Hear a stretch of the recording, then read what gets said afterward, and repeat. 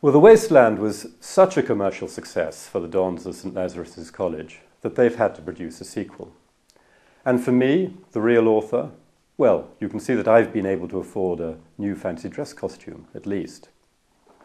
And in spite of appearances, the new book is not called The Return of the Jedi, and I can promise you solemnly that there is not a single Star Wars reference in it. The title that I've chosen is The Flowers of Evil. So this time, I'm trying to make poor Charles Baudelaire spin in his grave, and I'm leaving T.S. Eliot to rest in peace. When you read the book, you will see that The Flowers of Evil is a singularly appropriate title. But it could just as well have been called Unfinished Business. Even if you haven't read The Wasteland, and shame on you if you haven't, I don't think I'm giving the game away if I say that my hero, my alter ego, Crusader Knight Hugh de Verdun, was left at the end of the book with a few things left to sort out. He has some scores to settle with his old adversary, Hassan-i-Sabbah, the sinister head of the assassins, and his sadistic tormentor, Baldwin of Boulogne, the Count of Edessa. So, on one level, The Flowers of Evil is a novel of revenge. Or perhaps a better way of putting it would be to say that revenge is one of the flowers of evil. Another of the flowers of evil is the period in which the book is set. It's set just after the First Crusade and the successful capture of Jerusalem in 1099. And it's a period when the victorious Crusaders were behaving a bit like a modern warlord in Afghanistan or West Africa, and trying to tighten their grip on the lands that they'd seized in Outremer.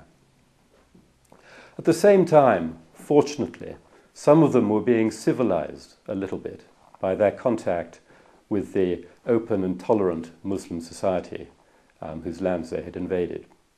So, wearing this jalaba over my mail is a bit of a symbol for that. But it's also a garb that my hero Hugh adopts more and more through the story. Now, I wouldn't want to give the impression that Hugh is just out for revenge in the book. He also embarks on a quest to discover fulfillment, to discover the meaning of life. And one of the anachronisms in the book, of course, are the references to Baudelaire. But keep an eye out for another anachronism, another great work of French literature, which brings existentialism and the philosophy of the absurd into the book about a millennium before it really should. Oh, and I nearly forgot. At long last, the Templars come into the story. I deal with some of the origins of the myths and legends surrounding the mysterious sect. Did they really dig up the Holy Grail underneath the Temple of Solomon? Is that myth, or is it history? Is it fact, or is it fiction?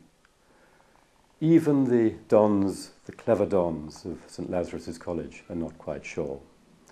And that results in what one might describe as another flowering of evil for them. I'm sure that you will not be disappointed by The Flowers of Evil. But I am going to disappoint you, because unlike last time, I am not going to take off my male cowl and cackle like a lunatic. You see, I'm a serious novelist now. Oh, all right then.